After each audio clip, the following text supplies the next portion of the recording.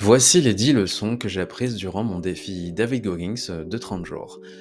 David Goggins, rapidement, c'est un ultramarathonien, c'est une personne qui a fait des entraînements armés les plus difficiles au monde, dont les Navy Seals, et il a écrit un livre qui livre comment, j'ai fait un petit jeu de mots, livre, comment il a fait pour survivre dans sa vie, dans son enfance qui était difficile, et dans sa vie de tous les jours, pour avoir ce mental qu'il a aujourd'hui, ce mental qui fait de lui une personne meilleure. Je te renvoie à une vidéo de lui un peu plus complète que j'ai faite. Alors moi, je me suis inspiré justement de ce mental pour faire un programme sur 30 jours. Et ce programme sur 30 jours, c'est du sport, c'est de l'alimentation, c'est de la méditation, c'est même de la spiritualité. Et je l'ai appliqué au mieux que je peux pendant 30 jours, pendant ce premier mois de janvier. Et je vais donc te livrer quel a été ce programme, quels ont été les résultats par rapport à ce programme, et par rapport à ces résultats, j'en ai fait des conclusions. Et ces conclusions sont donc des leçons que je vais te livrer durant cette vidéo. La 10e est, je pense, la plus importante. Let's go. Avant de commencer, j'ai changé de décor, t'as dû sûrement le remarquer, c'est parce que après mon intro, j'ai fait du sport, j'ai fait plein d'activités, et du coup je n'avais plus le temps de continuer cette vidéo. Maintenant on est le même jour, sauf que c'est le soir, du coup le décor a changé. C'est tout. Alors, mon programme, au global, c'était tous les jours, il fallait que je fasse du cardio.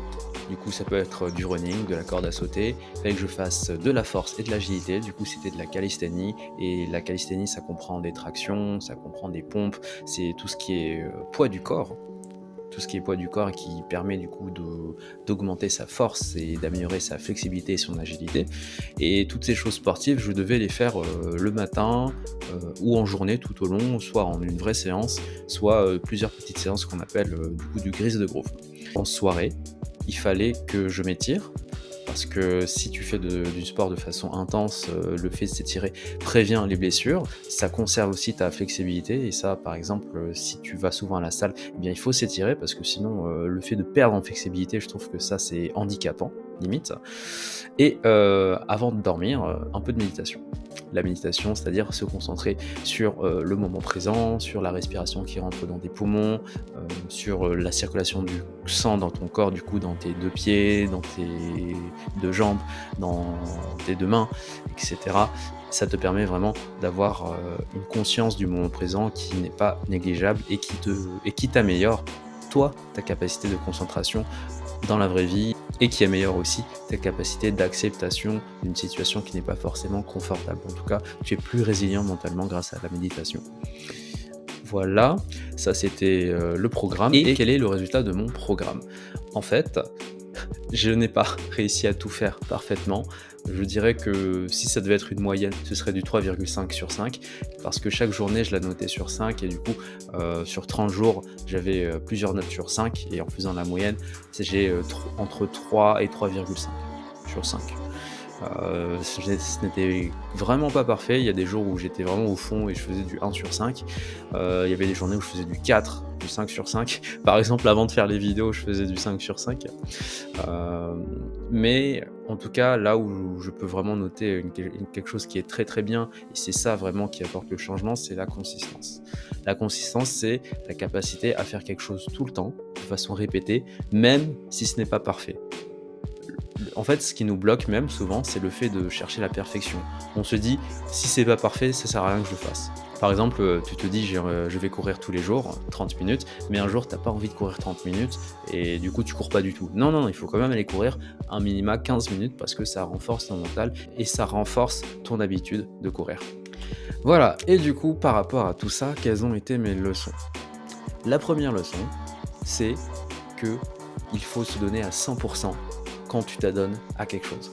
Quand il y a une nouvelle activité que tu entreprends, quand c'est une passion, quand tu sais absolument que c'est ce que tu veux, il faut se donner à fond. Et à fond, c'est-à-dire à toutes les heures, tous les jours, pendant au moins 30 jours, comme ma chaîne. Pourquoi?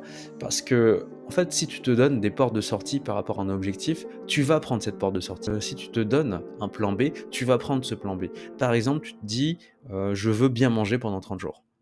Ouais, sauf qu'à un moment, tu vas craquer parce que tu te dis: «Ah mais là je suis avec mes amis, on peut se claquer une petite glace quand même. Oh, là c'est une occasion spéciale, je peux prendre un peu de champagne». Non, non, quand tu t'adonnes à quelque chose, il faut que ça devienne une obsession. Tu sais, tu as fait le discours avec toi-même de pourquoi tu fais ce défi et ça en vient de ta responsabilité, de te discipliner, de te responsabiliser pour justement atteindre cet objectif et il y a une personne qui a fait une citation, j'ai oublié son nom malheureusement, mais elle dit que soit une décision te rapproche de ton objectif, soit elle t'en éloigne. Du coup, encore sur cet exemple d'alimentation, est-ce que ce que tu vas manger te rapproche de ton objectif ou est-ce que ça t'en éloigne? Qu'est-ce que tu manges? Est-ce que c'est, des carottes, des haricots verts, des petits pois? Ou est-ce que c'est un gros kebab sauce algérienne? J'ai que tapé le micro. Mais tu as compris là où je veux en venir. Du coup, faut s'y mettre à 100%, sinon tu auras pas de résultat. En plus, en dev perso, il y a pas de triche, hein. Faut faire les choses comme il faut, sinon c'est pas de cadeau. Deuxième conseil. Et pour justement appliquer ce changement drastique, il faut faire un plan. Il y a une citation qui dit que faire le plan, c'est faire la moitié du chemin. C'est tout à fait vrai. En fait, quand tu fais ton plan, tu as déjà réussi, tu as déjà réfléchi au scénario qui pourrait se passer, quel serait le scénario le plus optimal pour que tu puisses atteindre l'objectif que tu veux. Et grâce au plan, tu n'as en fait qu'à le «suivre» entre guillemets et en le suivant, ça te donne un chemin et évidemment dans ce chemin, il faut être flexible et savoir s'adapter et même changer le plan, mais en tout cas, ça te donne une ligne directrice vers l'objectif que tu veux atteindre. C'est pour ça que j'avais fait, tout mon programme, David Goggins, que j'ai pris mon 1er janvier au lieu de faire mes défis, que j'ai pris le temps d'écrire ce que je voulais, d'analyser un peu le personnage, et qu'est-ce qui m'intéressait chez lui et qu'est-ce que je voulais, prendre et c'est en faisant ça que j'ai pu suivre ce programme, pas parfaitement encore une fois et que je peux avoir des résultats. Ce qui compte, c'est, le fait de gagner sa journée. Évidemment, à la fin, j'ai un bilan à faire. Est-ce que ce bilan est, très bon? Est-ce qu'il est bon? Est-ce qu'il est mauvais? Je ne sais pas, mais en tout cas, vraiment, ce que je constate, c'est que la consistance donne des résultats. Imagine, tu veux, perdre 5 kilos en un mois, par exemple et tu te pèses sur la balance et tu as perdu 3 kilos. Bah, OK, tu pas atteint ton objectif, mais tu as quand même des résultats et c'est à ça que ça sert les plans, avoir des résultats, même si tu atteins pas forcément l'objectif que tu t'es fixé. Troisième leçon, le sacrifice est inévitable. On a tous 24 heures dans une journée et dans ces 24 heures, nos habitudes ont, fait qu'elles sont plus ou moins remplies. Quand je dis plus ou moins remplies, ça veut dire il y a des moments qui sont productifs, il y a des moments, qui ne sont pas du tout productifs et il faut en fait déléguer ces moments pas productifs sur des choses qui te tiennent à cœur. On a tous 24 heures, je le répète, et toutes les personnes ultra connues qui sont célèbres, qui ont fait des films, enfin, toutes les personnes que tu peux admirer qui sont célèbres, elles ont aussi 24 heures dans la journée. Et elles sont pas forcément sur Netflix. Elles sont pas forcément en train de binge-watcher toute la dernière saison de Squid Game. C'est vraiment tout dépend de comment tu organises ton temps et il faut faire des sacrifices sur des choses que tu fais habituellement qui, au final, ne sont pas vraiment nécessaires. Par exemple, si tu prends 3 heures à regarder, 3 épisodes d'une série, bah, c'est vraiment beaucoup de temps qui est pris. Au lieu de regarder des séries pendant ces 3 heures, fais des recherches sur le sujet qui te passionne, commence un projet de guitare, de je sais pas, de n'importe quoi, mais il faut te mettre en action. Il faut te mettre en action dans la création. Il faut arrêter d'être passif devant un écran. Et pour ça, il faut faire des sacrifices. C'est ça la troisième leçon. Le quatrième point, c'est que tout est une histoire de mindset. C'est pas une histoire de capacité musculaire, c'est pas une histoire de génétique, c'est pas une histoire de tutti quanti, c'est vraiment une histoire de mindset. Quelqu'un qui a un bon mindset, il peut se retrouver derrière une personne, sauf que la personne qui est arrogante peut se retrouver très vite derrière la personne qui a le bon mindset. En fait, quand tu as un bon mindset, ça veut dire que tu as une capacité à apprendre de tes erreurs. Tu as une capacité à apprendre de tes erreurs et tu as une capacité à ne jamais abandonner. Les gens qui ont réussi, c'est des gens qui ont échoué tellement de fois. On n'est tellement pas au courant de à quel point ils ont échoué. La personne dont j'ai oublié le nom, qui a inventé, l'ampoule, elle a fait plus de 10 000 essais avant d'arriver enfin à inventer l'ampoule et à révolutionner le monde qu'on connaît aujourd'hui. Maintenant, j'ai une petite lampe qui m'éclaire et comme ça, je peux faire, cette vidéo, de nuit. Mais ils ont jamais abandonné et le ne jamais abandonner, c'est ça qui fait la différence. C'est le mindset de se dire: «OK, j'ai perdu aujourd'hui, qu'est-ce que je peux en apprendre? Et demain je recommence». Demain? Non, non, je recommence juste après, si j'ai encore l'énergie. Mais le mindset de ne jamais abandonner, c'est ça qui fait la différence. Et je te le promets, ça fait dépasser les gens qui sont qualifiés de bêtes devant les gens intelligents. Moi, je suis le premier exemple, hein, je me sens pas, super intelligent comme personne, mais j'ai des super résultats dans mes projets parce que j'ai le mindset. Très important. Et cette histoire de mindset m'amène au point 5 où la consistance vaut plus que la performance. En fait, ce qui nous bloque aussi, c'est qu'on veut trop performer. Trop performer, on se dit ouais, je serai le meilleur et si je le fais juste bien. Non, non, c'est mort. Déjà, toutes nos premières fois ou à chaque fois qu'on commence une nouvelle activité, on va être de la merde. Ça, c'est clair et net. Sauf si t'as un talent ou je sais pas quoi. Mais même si t'as un talent, quelqu'un qui sera consistant, il va te dépasser, hein. Parce que lui, il va travailler ses erreurs et il va apprendre derrière. C'est ça. La consistance vaut plus que la performance. Je reviens sur mon histoire de courir tout à l'heure. Tout à l'heure, j'ai dit, imagine tu veux courir 30 minutes tous les jours. Mais c'est pas grave si tu cours 15 minutes, c'est pas grave. Tu imprègnes dans ton cerveau à quel point le fait de courir est devenu une chose naturelle pour toi. Être consistant fait des résultats sur le long terme. Il y a un livre qui s'appelle Atomic Habits. Du coup, je crois que la traduction en français de ce livre, hein, la traduction officielle, c'est le pouvoir des petites actions ou le pouvoir des petites choses. Ça prouve à quel point toutes tes petites actions d'aujourd'hui, toutes tes petites actions de demain, toutes tes petites actions sur un mois, sur une année, ont un énorme impact sur ta vie. Pourquoi? Parce qu'elles sont consistantes, encore une fois. Ce défi de David Goggins, c'était un défi de consistance. Je veux imprégner dans mon cerveau de la résilience mentale grâce au fait d'être consistant sur un programme que je me suis mis. Le point 6, c'est juste un fait que je veux dire, c'est ce genre de défi que tu te donnes, c'est la meilleure décision de ta vie. Ok? Et c'est pas parce que ça te fait mal que c'est une mauvaise décision, c'est parce que ça te change.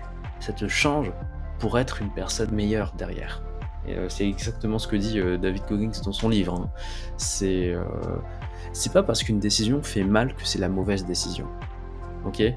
On n'est pas le bonheur, c'est pas des plaisirs instantanés. C'est clairement pas ça. Le bonheur, c'est une situation où tu es satisfait et qui est durable. Du coup, est-ce que un plaisir instantané, c'est une réelle satisfaction durable? Pas pour moi. Point 7, trop vouloir en faire en même temps augmente le risque d'échec. Et là, on peut l'avoir vu sur mes performances. Des fois, j'arrivais pas à faire 5 sur 5 des choses que je voulais faire, et c'est parce que j'en avais mis beaucoup dans mon plat. Du coup, vraiment, si tu veux changer plein de choses dans ta vie, il faut être patient, il faut cultiver sa patience, mais moi, mon vrai conseil, c'est de te concentrer sur une chose à la fois. Ça, c'est vraiment une de mes conclusions durant ce challenge. Vous voyez que je me focus à 100% sur la méditation, après, ça devient une habitude, et après, je rajoute quelque chose d'autre. Mais en faire trop d'un coup, c'est se brûler les ailes. C'est comme Icare qui vole trop proche du soleil. Tu vas te cramer.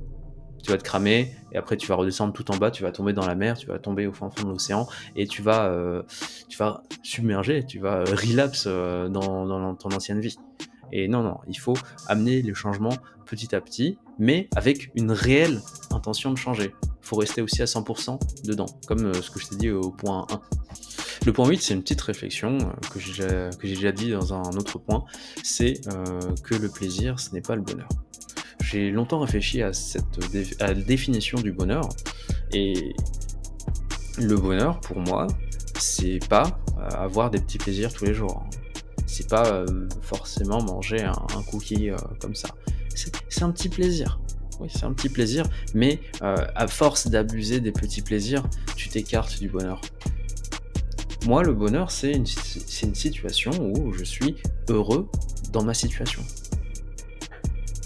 Moi, le bonheur, c'est le fait d'être satisfait, de pouvoir sourire en m'endormant le soir, de pouvoir me dire que: «Ah, là, j'ai un mode de vie qui me plaît» et le mode de vie qui me plaît, c'est le fait de faire du sport, c'est le fait de faire de la méditation, c'est le fait d'avoir des interactions sociales réelles, vraies, c'est le fait d'avoir des émotions vraies avec des personnes, mais c'est pas regarder les réseaux sociaux, c'est pas être scotché sur mon téléphone, c'est pas fumer des cigarettes.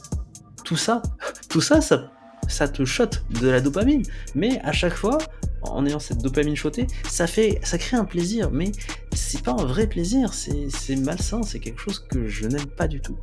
Et pour moi, du coup, le plaisir, ce n'est pas le bonheur. Et bon, là, c'est vraiment, David Goggins qui est rentré dans ma tête, là. L'ultime conseil, si tu devais en retenir qu'un seul, mais il faut quand même retenir les autres, hein, mais si tu devais en retenir qu'un seul, il faut passer à l'action. Arrête de binge-watcher des vidéos de motivation, arrête de te préparer. Ça sert à rien d'aiguiser son épée si c'est pas pour l'utiliser. Si tu apprends quelque chose pendant 1 heure, tu l'appliques pendant 1 heure. C'est pas, tu regardes, 10 heures de contenu de vidéos de motivation et après tu agis 30 minutes, 1 heure. Non, non, non. Ça, c'est, le cercle vicieux de la motivation, du développement personnel. C'est le fait de ne pas passer à l'action. C'est de se croire qu'on est productif, mais pas du tout, en fait. Du coup, passe à l'action, tu vas faire des erreurs, c'est obligatoire, c'est comme ça que la vie marche. Tu vas faire des erreurs, assume tes erreurs devant toi, assume tes erreurs devant les autres, apprends et recommence. Encore, encore, encore, et un moment, tu seras dans une autre situation. En tout cas, avant d'atteindre cette situation finale, aie conscience de tes journées, gagne tes journées et sois fier, sois empli de gratitude de ta situation et pour ce que tu essaies d'accomplir pour toi-même. Voilà, c'était ma vidéo retour, conclusion sur David Goggins. J'espère que tu l'as bien aimé. Tu peux mettre des commentaires, tu peux poser des questions, tu peux faire ce que tu veux. En tout cas, moi, ça m'a fait plaisir de la faire. Je te souhaite un bon mois de février.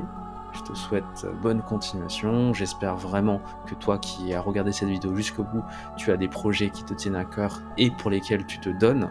Et je te souhaite d'être le meilleur. Salut!